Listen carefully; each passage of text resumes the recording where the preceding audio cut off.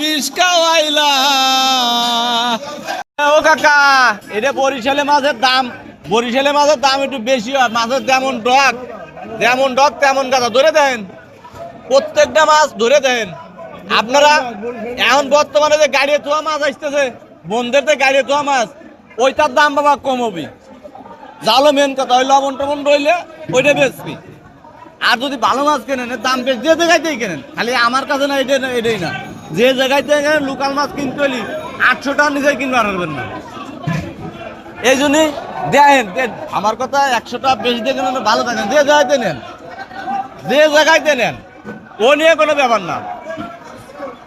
মধু হই হই আরে বিষ খাওয়াইলা, কোন কারণে এই মাছ আনলাম?